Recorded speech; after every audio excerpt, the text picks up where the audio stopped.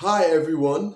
The news has been out for some time now that DV 2022 selectees will no longer send in their required documents to KCC. I have received a number of comments about the issue, especially because in my last video, I explained how to submit your documents to KCC. Now, a number of viewers of that video saw it strange that I would post about something that was just removed from the application process. And so I decided to make this video to explain the various points contained in the announcement, but also to say whether that is good news for all DV 2022 applicants. Now let's begin by considering the various points that are contained in the announcement that is posted on the official website of the State Department. The title of the announcement is Diversity Visa 2022 Update. So this announcement actually concerns DV 2022 program only. The announcement says that DV 2022 applicants will no longer submit required documents to KCC. Instead, they only have to submit their DS-260, and after submission of their DS-260, they become eligible for interview. Now, this new procedure is already in effect from the time this announcement was published a number of days ago up to present. Is already in force, meaning if you are a DV 2022 selectee and you intended to send in your required documents to KCC, you no longer will do that. Instead, you only have to submit your DS-260 and the DS-260s of all other family members that form a part of your case. Now, that doesn't mean that you will not gather your documents. You will still have to gather supporting documents, but this time around, you are not going to send them to KCC. Instead, you are going to take them along with you to your interview. And don't forget, in the same way that you had to gather all of your supporting documents, you still have to gather all of them, because at your interview, all of them will be required. Now, the points that I spoke about are all from the perspective of the DV selectee, all right? But there are additional points in the announcement that are from the point of view of the State Department, which I find to be very interesting. So let us go into those points. The first of them is that the State Department does not have any problem with sending in of documents to KCC. On the contrary, they are satisfied with selectees sending in their documents to KCC. In the announcement, they applaud that formal procedure because of two reasons. It creates efficiency at the level of the consulate. That is, once KCC has worked on your documents, it makes the task easier for CEOs at the embassy level. That's the first reason. And the second reason is that it allows selectees to be prepared in time for their interviews. So let us have at the back of our minds that the Department of State was not or is not against sending in of documents. They are satisfied with that formal procedure. Now, so the question is, if they are satisfied, then why are they removing it? They are removing it because of recent experience. As I guess you know, in recent times, for DV 2020 and DV 2021 programs, the objective was hardly achieved. The diversity visa program actually intends to encourage immigration to the United States from countries that have low rate of immigration. But for the past 2 years, that objective was hardly achieved. Less than half of the diversity visas that were to be issued eventually did not get issued.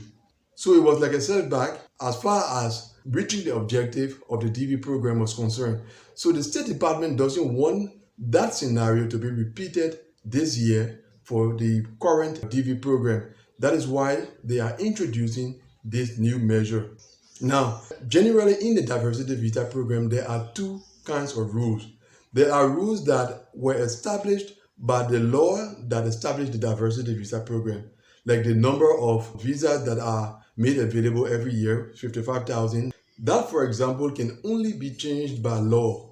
There's a second group of rules, and that comes from the current reality at the State Department. The State Department may decide to introduce a kind of rule based on their present situation. And what we are experiencing now, this new procedure, forms a part of the second group of rules. So firstly, they were not against the procedure of sending in documents. And secondly, they only removed it in order to achieve their objective. Now, the third and perhaps most important of the 3 points that concern the State Department is that it is said at the end of the announcement that the State Department will analyze the costs and the benefits of this new procedure later in the program year. Now, that is very important. When an institution talks about conducting analysis regarding costs and benefits, it means that there is a final decision to still be reached. After the analysis is conducted, the State Department will decide. And I believe that this is how it's going to play out. If the State Department see that the benefits are more, that is, this procedure of not sending in documents to KCC actually benefited them in their processing of DV cases, then we can expect that procedure to be extended to subsequent programs. But if, on the other hand, they see that it actually didn't benefit them as they had wished, then don't be surprised that in the future, sometime in the future, the State Department is going to ask selectees to send in required documents once again to KCC. That is why I believe that my recent video, my last video I posted explaining the procedure of how to send in your documents, still has its place in the education concerning the diversity visa program.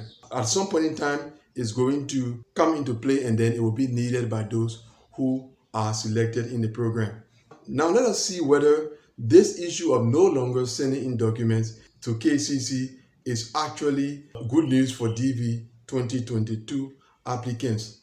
At first glance, it appears to be good news, but it's good news only for those who are in the following situation.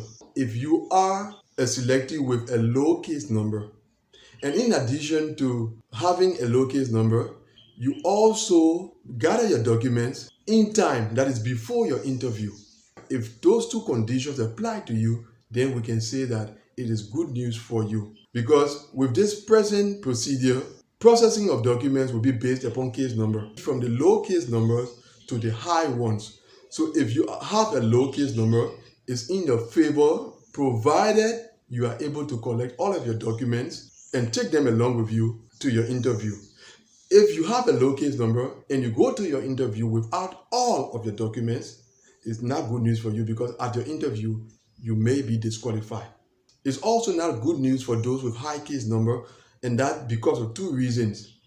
If it happens that most of the selectees with low case number manage to get their documents and are successful at their interviews, it means that the 55,000 visa will be exhausted before processing reaches to high case numbers.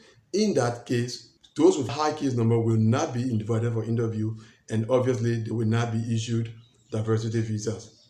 The second reason is that for the past few years, we have had the regions going current somewhere around the middle of the fiscal year or just after the middle of the year.